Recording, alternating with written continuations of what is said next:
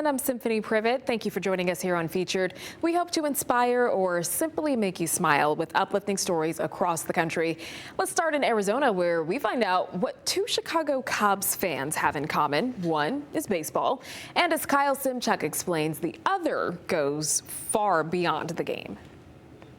For baseball fans, spring training represents hope and new beginnings. But for Denise Vasquez, that statement is quite literal. If it wasn't for us being Cubs fans, I probably would have never met her. Denise, a Navy veteran, was diagnosed with kidney disease in 2008. Her love for the Chicago Cubs brought her to Sloan Park in Mesa a few years ago, where she met Kathy Weedley, a retired PE teacher. She's really friendly, really nice, super sweet, just really talkative. You know, some people, are kind of not. And obviously, if we talk about baseball, we talk about the Cubs. You have plenty to say. They met each spring. Their friendship grew, but Denise knew her life was nearing its final inning.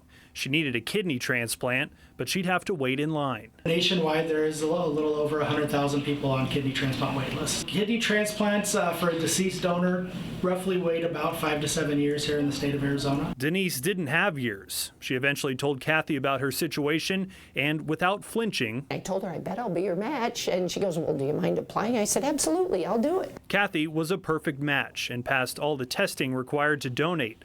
But she didn't tell Denise at first. It would be a surprise. The hospital played along. She had an anonymous donor. The big reveal happened at the same ballpark they first met at. She undid her shirt and Cubs kidney donor. And I was like, oh, okay, because I was just reading the shirt, like, that's cool. She's like, no, she goes, I'm your donor. And I was obviously overwhelmed, hugged her, cried. Like I said, all my friends were there, and it was cool. The successful transplant took place in January at Dignity Health St. Joseph's Hospital in Phoenix. It was a big, healthy one. It was about that big, and it looked like a baked potato. Two friends who share a love of baseball. And now it's obviously a different friendship, so, because I got part of her. Now share a kidney. It's amazing. I mean, she saved my life, literally. I wouldn't be here, honestly, if it wasn't for the kidney. That was Kyle Simchuk reporting. Wood is building stronger futures in Virginia. Sean Martinelli talks to a young man who found the guidance and support he always needed, but never had until now. Despite the sounds, despite the dust, if you think this story is only about Wood, you're in for a splinter. Let's face it, I'm old. They make me young. Tom Barfield's a volunteer with the Alexandria Seaport Foundation. So you see I'm lined up right here. Twice a year, the nonprofit works with young people who need a fresh start. Over 6 months, these apprentices learn skills of the shop. You know, it's not so much the woodworking as it is working with young people. Well, he's a legend. He's a legend. Amon Hill is one of this semester's apprentices. Before he arrived here, I was actually shot 9 times. I've been shot 8 times in my leg and 1 time in my finger. Amon didn't go much into his past, but says he once had big ambitions. I was gonna be a firefighter and, maybe like a lawyer, I had all these dreams. Working with my hands has been just as extraordinary to me. Extraordinary in part because of people like Tom. He's had a hard row to hoe in life, and he finally decided on his own that he was going to change the course of his life. These guys are looking for, I guess, someone to kind of be an example for him, and that's what I try to be. Tom never had children of his own. Yeah, these are my substitute kids. Especially Amon, who was put up for adoption at birth. Tom's the role model he never had. Okay. But says he always needed. A blessing, I call it.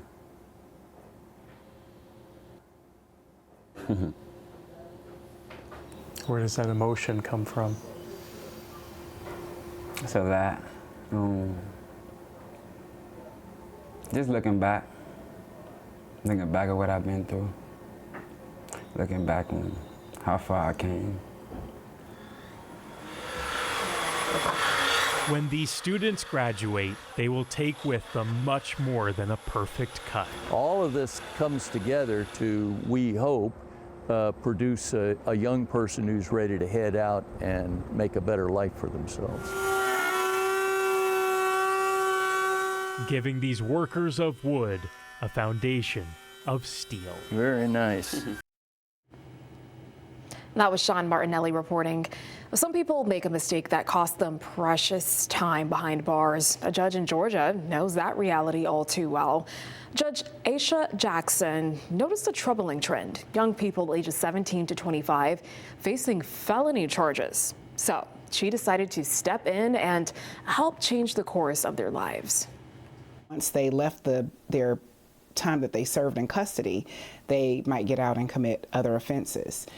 So I intervened and created Project Pinnacle. The program tackles bad habits, requires community service, and it teaches professional skills. One participant says it inspired her to pursue entrepreneurship, and it gave her a new perspective. Getting in trouble, going into the justice system, that everybody working against you. But it's actually people out here that is working for you. But you got to be willing to put in that work. After completing the program, participants gain a fresh start with a clean record. Great ending to that one. Well, twin brothers in Texas are finally finding their voices after 15 years. And as Sean Giggy tells us, they were often misunderstood, but now the world is seeing them in a whole new light. At birth, there was nothing to suggest 18-year-old twins Gabe and Gatlin Britt of Heath were autistic. Until about a year and a half. They weren't talking, they weren't really responding to their names. The boy's mom, Sarah Britt. I always held on to hope. As they got older, like it would, that hope kind of got a little dimmer, I guess you can say. Sarah says she and her husband remained optimistic, assuming the boys were fully competent. Figure out what we need to do to help them. But what proof did they have? First, I was kind of in denial. Educators had spent the boys' first 15 years teaching them at about a first grade level. It broke my heart, if I'm being completely honest. Likewise, Gabe and Gatlin can't speak and had no way to prove they understood anything. And then, a couple years ago, Sarah took the boys to a local clinic to try something called RPM, Rapid Prompting Method, which in some cases has helped people with autism communicate. And after just 2 visits, boy, did Gabe and Gatlin have a lot to say. It was like a box just unlocked and just all of this beautiful stuff came out. What was it like for people to think that you were mentally disabled? Gabe and Gatlin spelled their answers using a letter board. Very hurtful. Anything else? Very frustrated and often felt sad and alone.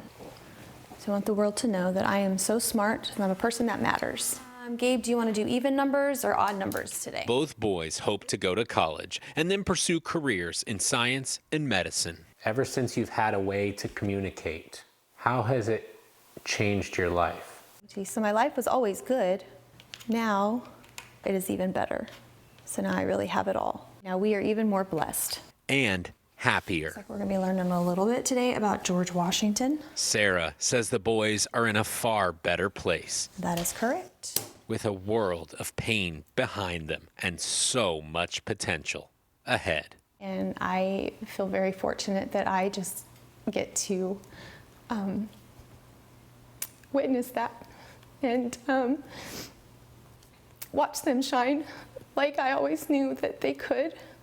I think that's been the greatest thing, is just for the world to finally see Gabriel and Gatlin for who they are. In Heath. Well, that's it for today. I'm Sean Giggy. It's a new chapter for an old fire truck in New York. Lauren Hall talks to enthusiastic students who are rolling up their sleeves to get the vintage wheels ready for its next adventure.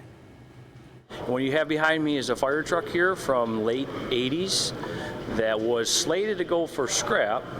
It was originally from the Lackawanna Fire Department. They put it up for auction, no longer in service. Well, a former Buffalo firefighter bought the truck and plans to bring it to parades and veterans events, but it needed a tune-up before that could happen.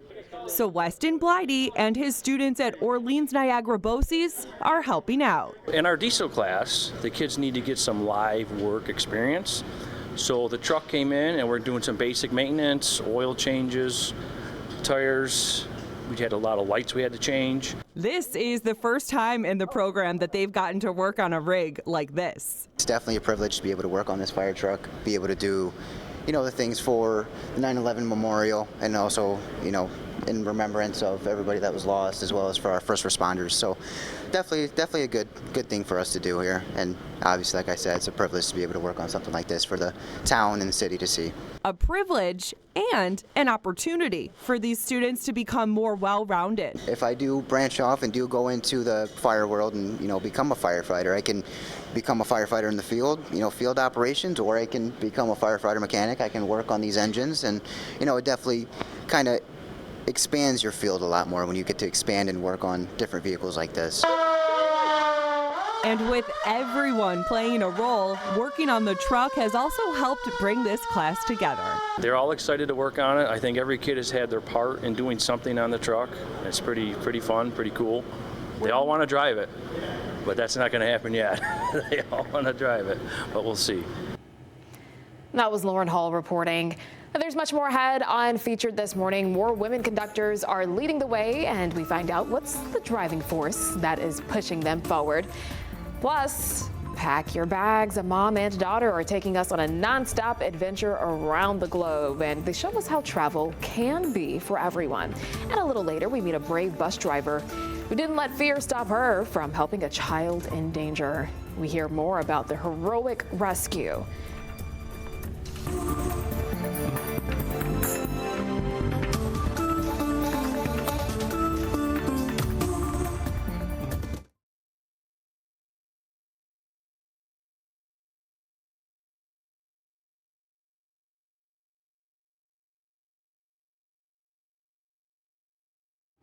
When a conductor takes the stage, you see grace and command, but what you don't see are the hours of work behind it, especially for women. Kara Sewell shows us how the Dallas Opera is changing that.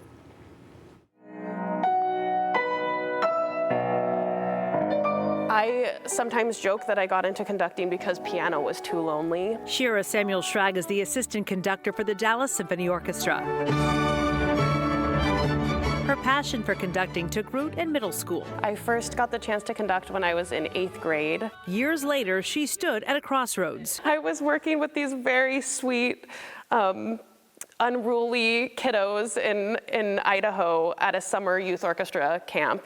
And I was, thinking, am I going to be able to make it in this field of conducting? During that same summer camp, she received the call that would change everything. Her acceptance into the Linda and Mitch Hart Institute for Women Conductors. Launched in 2015, the institute was created to address a gender imbalance in the world of classical music. It was amazing that such a high-profile opera company identified this critical problem in our field. The program provides hands-on training, master classes, and mentorship.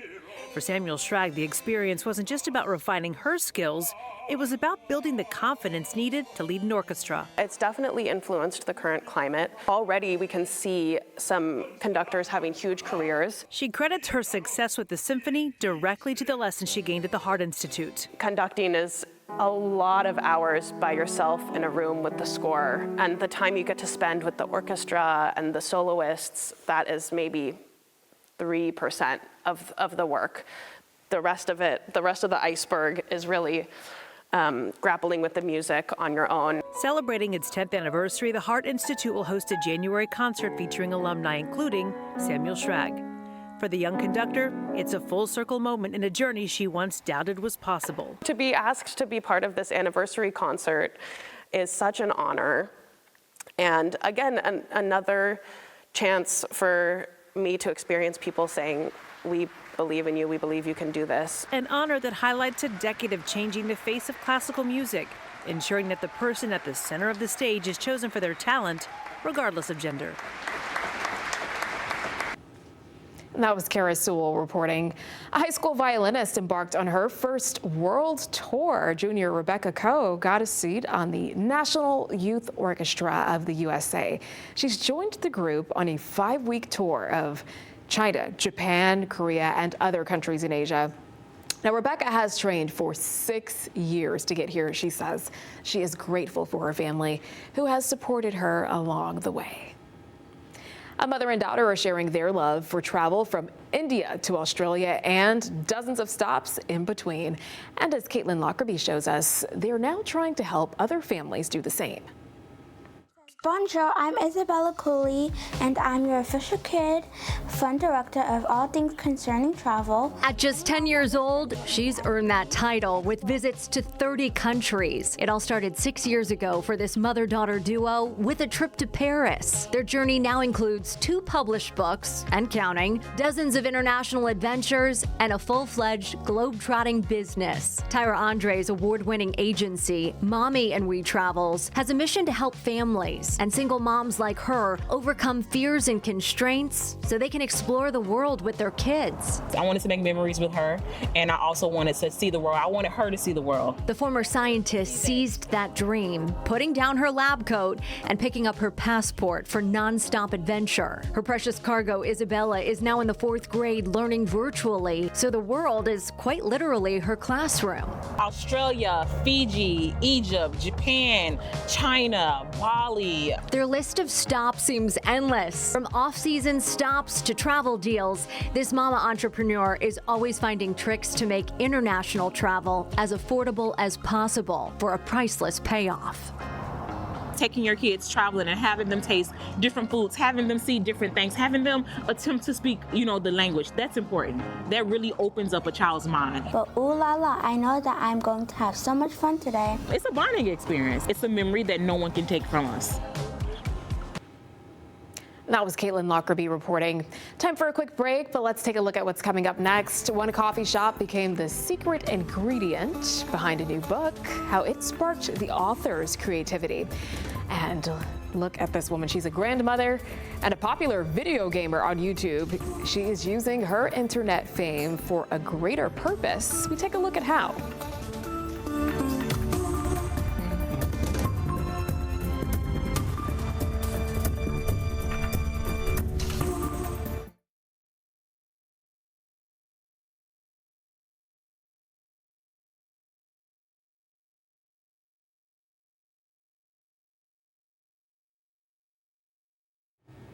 All right, I want you to think about the last book you finished. Did you read the acknowledgments? I did not. Most people might skip them, but one coffee shop owner in Colorado is glad that she didn't. Jennifer Meckles shows us why it pays to read all the way to the end. The beginning of any compelling story starts with the setting. Just having almost white noise in the background is really helpful. Grace. A place that means something. You're welcome, enjoy. I need to just be able to zone out. To the characters who call it home. The first time I came in, I was just like, this is a perfect place to write. Shaylin Gandhi writes romance novels, often from this chair. But this is like the princess chair. At House of Jay's Coffee in Arvada. I get so locked in. I'm like, it's almost like I go somewhere else and I'm like seeing whatever is happening on the page. How you doing? Just another customer, a background character. Or so she assumed. She was coming in quite a bit. And she was here for a long time. So long hours. Chelsea Garner owns House of Jay's. For her, some customers just stick out. I started thinking what is this woman's career or job? She would only find out after Shaylin finished the book. And it was the first book that I got to write acknowledgments for because it was the first one that was traditionally published. So that was a big moment for me. So she had brought a copy in and she had opened it to the back of the acknowledgments and pointed it out to me, and I read it. Thanks for coming in. To Chelsea and the team at House of Jay's Coffee in Arvada, thank you for keeping me sufficiently caffeinated and for allowing me to loiter on your premises long enough to write an entire book. I mean, I started freaking out. I was like, that is... that's epic. It could have ended there, a natural conclusion to their story. Instead. And then she asked for a copy, I gave her one, and then it's kind of off to the races after that. I'll talk somebody's ear off about it any chance I get. For Chelsea and Shaylin, another chapter began. Coffee dates and book signings, even a viral Instagram post celebrating their own personal plot twist. A friendship that neither saw coming. It just felt so genuine, and to me it's so meaningful to have another woman see what I'm doing and decide that she wants to help me do that. Clearly, women supporting women is very much resonating with people. A story that is easy to tell and hardly finished. I'm proud of her. I'm excited for you. Yeah, this is great for my ego. Girl, I'll be your ego booster anytime. All right, don't go too far. We are taking a short break. Straight ahead, how one coach went the distance to make sports accessible for every kid, no matter the price. His heart waited almost a lifetime. We meet a man who found his soulmate at 90 years old. Whoa.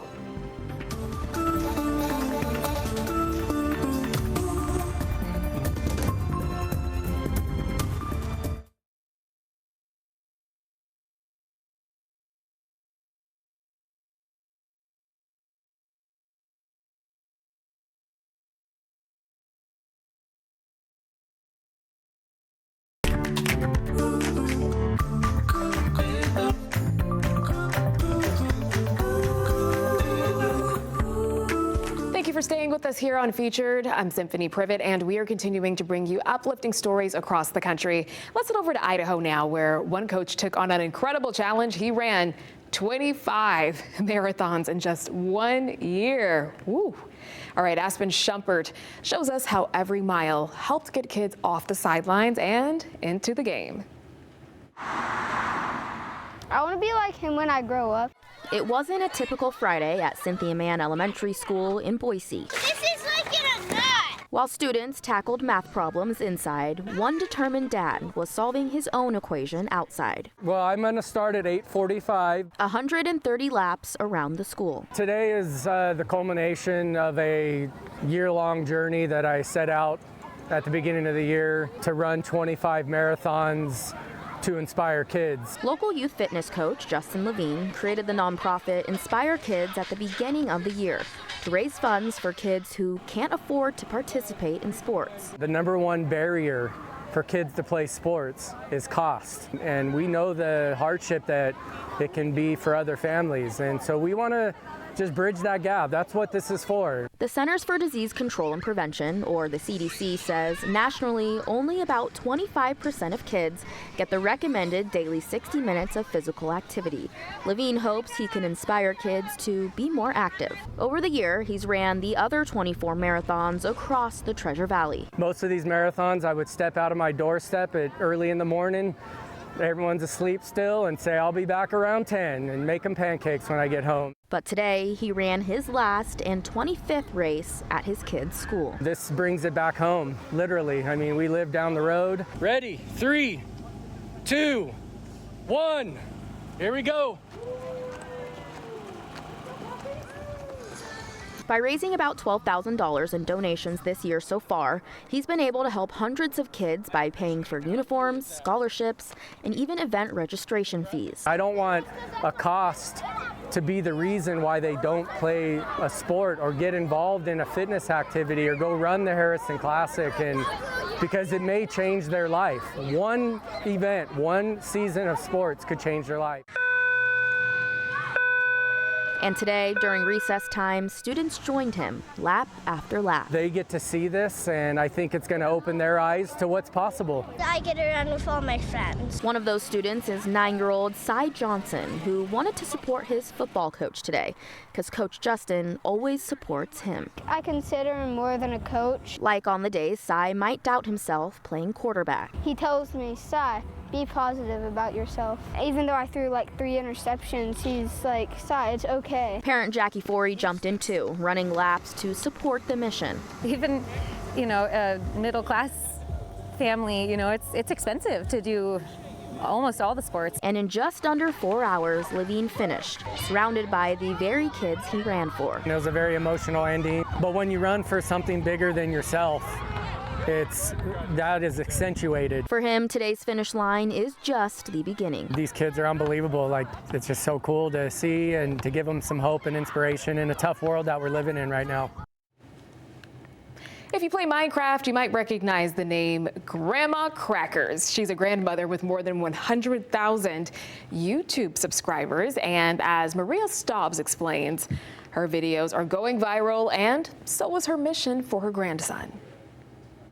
This is just a wonderful little world in here. On most days, you'll find 81-year-old Sue Jackwit sitting right here at her desk. They have a chest in here. Headset on, notes in front of her, playing a game she never expected to love. At first, it was kind of scary. You're stepping into a little world that's different from your own. But online, she's known as Grandma Crackers. Grandma Crackers because I like graham crackers. A Minecraft playing grandma who's suddenly gone very viral. How are you all doing today? Her first video racking up about 500,000 views. Did you ever think you would reach so many people? No, never. People responded so positively. That's when I realized maybe I could get enough money to help my daughter and her family pay for some of this treatment that Jack's been through. Jack is her grandson. He was diagnosed with the rare aggressive soft tissue cancer last summer. It was a lot of just hard, pretty crazy chemo, to be honest. Like looking at it, I don't even notice it till like I get shown pictures of like me or like my condition. And I went through months and months of those. Just watching him grow up, he's just a very special young man. And it was devastating. After months of treatment, Jack is now in remission. It's kind of been a steady uphill. But his grandma knows those medical bills pile up. It's like, really like a mortgage on a small house by the time you finish the chemo. So she's told viewers her channel is now about more than just fun. All of the money will go to his medical expenses that have accrued. And with every new video, the world gets a little more of Grandma Crackers. Look, we have the sunshine. And Jack gets a little more support. I'm thrilled that I can be able to provide any kind of help for him that I can. That was Maria Staubs reporting. Well, some things are simply worth the wait. Antonia Velez introduces us to a man who says he found the one at 90 years old. They say love shows up when you least expect it. I really wasn't looking for love. I'd given up. And for some people, it can take longer than others. I mean, I was almost 90. Who's looking for love? But whenever you do find it, everything can happen all at once. At the end of the day, I'm like, I don't want to let go of you. I want to spend the rest of my life with you. It was real quick. Like all good things, love takes time. And for Ken and his husband Johnny, self-love had to come first. I thought, wow, he's coming out at 90, and I thought that takes a lot of courage. And at the time, I had not come out to my family. It was a feeling of relief, a feeling of peace, I guess you'd say, because I no longer had to hide. Ken was born into a predominantly Christian family in Dodge City, Kansas in 1930. I knew not until I was about age 12 that I was actually attracted to guys more than girls. He served 4 years in the Navy, keeping his queerness a secret due to rules against homosexuality, and later moved to Long Beach, where he met a man named Philip. And one evening he was in the apartment and he leaned over and kissed me. Well, there went my straightness right out the window. They moved in together a few months after that, but things changed as quickly as they started. My old religion had kicked in real hard, so I told myself that this can't continue then. Ken went back to hiding. Within a month, he'd moved back to Kansas, leaving love behind in the process. Ken went on to marry a woman and have a daughter, but later got a divorce. He tried looking for Philip after that, but he was never able to get a hold of him. I was diagnosed with Hodgkin's lymphoma, and the chemotherapy isolated me here at the house. My daughter came over one day to visit me. I was crying, and she said, "What's wrong, Dad?" And I said, "Well, honey, I should never have left Philip." After sharing this part of himself with his daughter, Ken felt emboldened to come out to his friends. I made it public, and it did go public, and I started getting calls and messages. His story went viral, inspiring people who were still in the closet, like Johnny. So that's when I wrote him a message about, hey, I just congratulated him, said, hey, I think that was amazing what you did, and if you have some time, I would like to talk with you. Eventually, Ken messaged back, and they set up a time to meet at a local restaurant. The more I got to talk with him, the more I found things that in common, and so I just connected. I just went to dinner to tell him that it was okay to come out, and looky here what's happened to us. That was Antonia Velez reporting. Singles are hoping for a fast connection at a bar in Texas. From lightning speed conversations to instant sparks that hopefully lead to a perfect match. Leslie Adami takes us inside the world of speed dating. Wrapping up the end of a work week, you'll find different ways of shaking off those Sunday scaries. And for these couples, love is on tap. Hey, a drink to that. Across the room, however, others who are shooting their shot. How long have you been divorced? I've never been married. No? And taking a chance on love. I wish you luck, Ryan. I hope you have all the best. It's where we met Raquel. If you're out and single, why not give yourself every opportunity to meet the one? And honestly, the pickings looks like there's a possibility that we can actually meet somebody. The event drawing everyone from young to young at heart. I'm either A, looking for the love of my life, or I'm gonna have a good story to tell my coworkers, especially about this interview. Each with their own set of boxes to check. Someone to hold me accountable, is serious about a long-term commitment. After every 7 minutes, a shuffling of singles. I've had repeats, I've had newbies. That Sierra Gold brought together. Certain people coming in looking for certain things. The local nurse and boutique owner could also add matchmaker to her resume. I'm in the business, whether it's nursing or whether it's speed dating, to help people. By trying something new. Well, I'm proud of you for coming. I know it's outside your comfort zone. Just a little. With someone new. I have 4 kids. My kids are grown. Yeah. A reminder that even when it feels like you're up against the clock, I wrote down 3 names. Here's hoping they wrote my name. something special awaits. Exhilarating, fun. I met some potentials. When you take the time to take a chance on yourself. Get off the couch and do something. Nothing's gonna come knock on your door. You have to make it happen. Give yourself opportunities. Just have fun with it. That's all.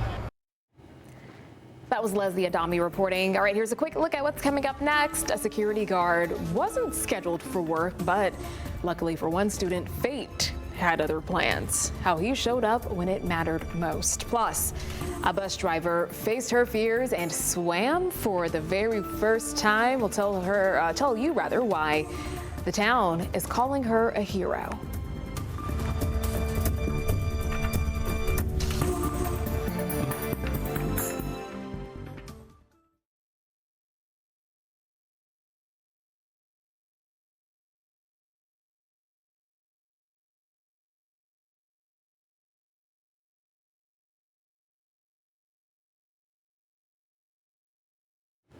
A school bus driver in Minnesota jumped into a lake to save a young boy, even though she did not know how to swim. Raya Katani speaks with her about the moment she says her heart skipped a beat. As heavy clouds hover over Lake Owasso, Ramsey County Sergeant Matt Marson remembers the storm of chaos that unraveled here just a few days prior. It's actually right there in the water is what I've been told. He's one of 3 deputies who responded to the call Thursday afternoon. The aunt of a 4-year-old called 911 saying her nephew had taken off running and was nowhere to be found. I see this little guy coming, running down the street. Until he was spotted by school bus driver Mabel Kanye. From up the hill, he was crying. Mabel was finishing up her route near the intersection of Chandler and Owasso Boulevard when she saw the young boy running straight toward the water. So when the kid went to the fence and touched the gates, they just opened. That moment, my heart skipped.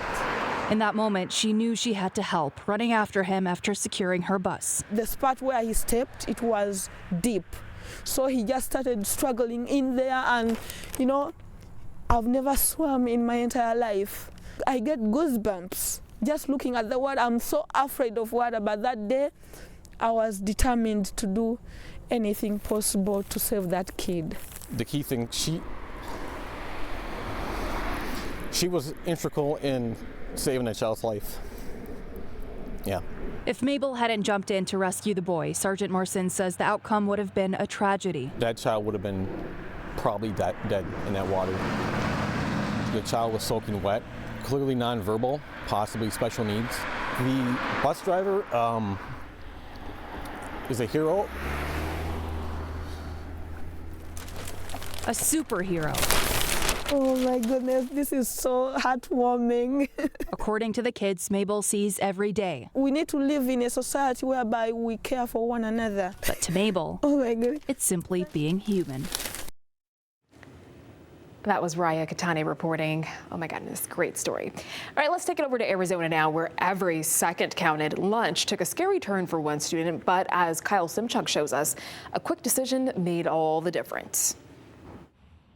It was supposed to be just another lunch period at Cesar Chavez High School in South Phoenix. I went with my friends to go get lunch, and I got a salad, a Caesar salad to be specific. But 14-year-old Destiny's Azueta's meal turned into a life-threatening emergency on December 3rd. I remember specifically too, it was like a bigger piece of chicken that was in the salad, and I just remember it not swallowing, it just staying still and like feeling like I couldn't breathe anymore. Destiny says she tried not to panic, but her body gave out. That's when campus security guard Kawan Ellis pulled up in his golf cart. Right place, right time. She was going to take another bite, then she collapsed right in front of me. Ellis says instinct took over. We joke around a lot, but just something in my heart told me it was something serious. He jumped off the cart and performed the Heimlich maneuver, something he'd been trained on years earlier but never had to use in real life. Maybe about 3 or 4 times, and then it finally came up, and I was just like, I took a step back because I really didn't believe what just happened. Destiny could breathe again. I was embarrassed because there was people watching, and I was being really loud. Like, obviously I'm choking, I'm gonna be loud. Principal Robert Grant knows it could have ended differently. The kids, they really don't know sometimes what to do, but luckily her angel was there to protect her, and it turned out well. Now, the two share a bond neither will forget. He's like my hero, my savior. A hero who wasn't even supposed to be at work that day, but showed up when it mattered most. That was Kyle Simchuk reporting. Still ahead this morning, a couple thought their pet parrot was smart, but now a university thinks so too. We find out what makes its brain worth studying.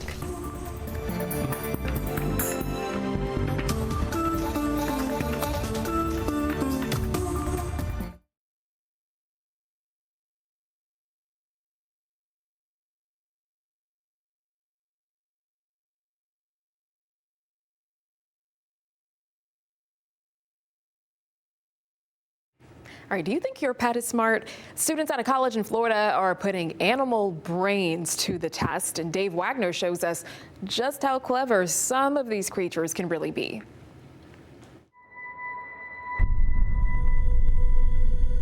We think no one knows how intelligent animals are. If the eyes are the window to the soul, we don't assume any limit. We are still left to wonder what our pets are thinking. We can't read their mind. And what they're trying to tell us. But inside this room, filled with play toys, you'll find a precocious preschooler with a very familiar vernacular. Glass. Yes, made of glass. Good job. Meet 4-year-old Apollo. Book. Yes, book. Good job. The African gray that's a Guinness World Record holder. What's this called? Block. Yes, good job. He identified 12 things within 3 minutes, and that's including snack breaks. Here's a snack. What's this called? Shrek. Yeah, Shrek. His voluminous vocabulary more than just repetition. Exactly how much? We really don't know. I don't think anyone really knows. It's Bell. That's right, Bell. There are so many instances where you can tell he's thinking, observing. This 4-year-old parrot likes talking, but he lives for pistachios. You want to earn a snack? In a minute, Apollo. Typically, it's 4 questions for a pistachio. Today we are... Dalton and Tori Mason are documenting Apollo's remarkable journey for the world to see. Okay, that's enough. You don't need my teeth. On this day, his talons have a tight grip on Tori We socialize him like a human son. as she edits new content for millions of fans. We have 1.5 million subscribers on YouTube, 450,000 followers on Facebook, 1.3 million followers on Instagram, 2.9 million followers on TikTok.